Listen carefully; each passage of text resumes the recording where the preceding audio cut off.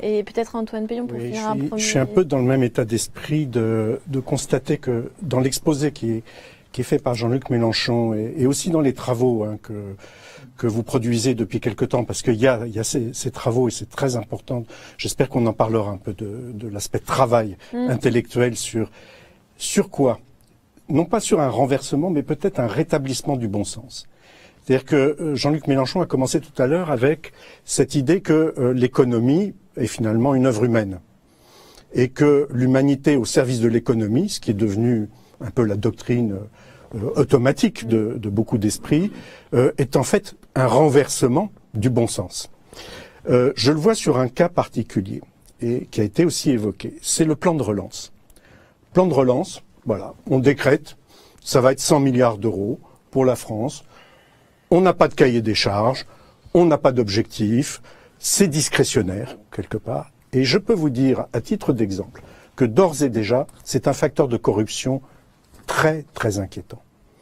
Parce que quand des administrations publiques, des administrations qui ont une dimension industrielle et commerciale par exemple, pensons à la forêt, au secteur de la forêt en France, les collectivités locales et territoriales sont bien heureuses de recevoir éventuellement des financements sous couvert de plans de relance pour des opérations industrielles et commerciales qui ne sont pas celles de l'intérêt général, qui ne sont pas décidées de façon démocratique, qui vont à l'encontre des indications et des préconisations des techniciens, des ingénieurs et des scientifiques. C'est déjà ce qui commence de se réaliser dans notre pays parce que on est dans une mentalité inversée par rapport à la puissance financière comme par rapport au fonctionnement économique, c'est-à-dire que on va mettre de gros moyens là où quelques-uns décident que des amis ou des gens qui leur sont favorables vont bénéficier de ces moyens, et non pas parce qu'il y a des demandes et des besoins qui s'expriment.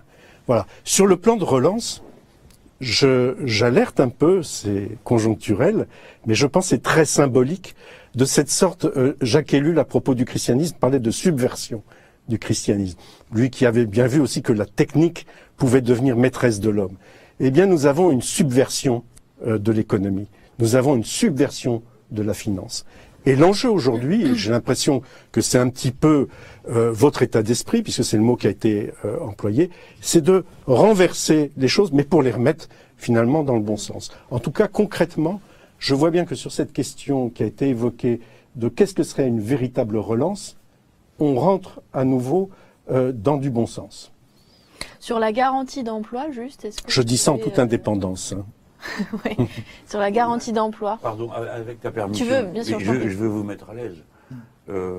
En fait, c'est nous les buvards. Rien de ce que j'ai dit ne sort de mon cerveau. C'est tout des choses qu'on a empruntées dans vos bouquins, dans vos notes. Et l'idée du programme L'Avenir en commun, depuis le début, c'est ça. C'est recommencer le dialogue qui existait entre la politique et les intellectuels du pays, qui s'est rompu à un moment donné, mais rompu d'une manière très visible. On voit le nombre de responsables politiques qui n'ont pas lu un livre depuis quelque temps, quel qu'il soit d'ailleurs, même pas une bande dessinée. Ça se voit, ça s'entend, ça se constate. J'ai l'expérience pour ça, je crois. Eh bien, je peux vous dire que c'est seulement ça. Donc, c'est ce que vous dites, c'est je voulais emprunter. Si ça se trouve que c'est dans ma bouche, c'est parce que je voulais emprunter. Et je crois qu'il faut avoir maintenant aussi être capable de dire ça, qu'un homme, un dirigeant, une femme politique empruntent aux intellectuels parce que c'est leur rôle aux uns et aux autres. Et nous, notre rôle, on ne nous demande pas d'être des inventeurs. On nous demande de mettre en cohérence des choses. Parce que vous dites une chose, vous en dites une autre. Peut-être que si nous avions dans cette pièce des poètes, des artistes du théâtre, ils nous diraient d'autres choses. Et puis à un moment donné, il faut bien mettre tout ça en musique, comme on dit. Et c'est ça le rôle du politique, construire de la cohérence. Moi, je me réclame du plagiat que j'opère avec vos œuvres, vos livres, vos idées, parce que nous ne faisons rien d'autre que ça, c'est-à-dire dire ah oui, ça fonctionne, ça a l'air de marcher, on vous invite, on se dit on va voir ce qu'ils vont dire, et alors bon, on se dit bon, ils ont dit que oui, donc on est bon élève, on a bien compris ce qu'ils nous avaient expliqué. Je tiens à le dire parce que ça vaudra pour cette campagne présidentielle comme pour la politique en général. Il faut redonner, à mon avis, le goût d'être des apprentis auprès Il faut appeler les choses par leur nom, de ceux qui sont des maîtres sur le plan intellectuel. Et réhabiliter le rôle de l'intellectuel dans la politique. Non, la main invisible n'est pas l'instance suprême de la vie des êtres humains. Ce qui est l'instance suprême, c'est notre pauvre, misérable machin gris qui est sous notre cheveu, qui s'appelle un cerveau. Je peux me permettre juste sur ce point. Les intellectuels, bien sûr, ça nous est éventuellement favorable, mais les techniciens, les ingénieurs, les scientifiques, la richesse, culturelle extraordinaire de notre pays, y compris les très jeunes dont vous parliez tout à l'heure, et qui, eux, savent, et qui voient même maintenant, sans aucune naïveté, comment il y a des politiques perverses. Sur cette histoire du plan de relance et déjà de ces usages qui deviennent douteux, ce sont des gens de terrain qui alertent. Ce sont des gens, comme pour l'évasion fiscale, comme pour tous les phénomènes pervers, ce sont des gens qui ne sont pas seulement des intellectuels ou pas des intellectuels. Je pense que, évidemment, c'est pas à vous que je vais le dire, la grande vertu de la démocratie, c'est ça. C'est comment on se nourrit pour diriger, pour indiquer le chemin, pour construire le chemin, comment on se nourrit de la vie de tous ceux qui savent.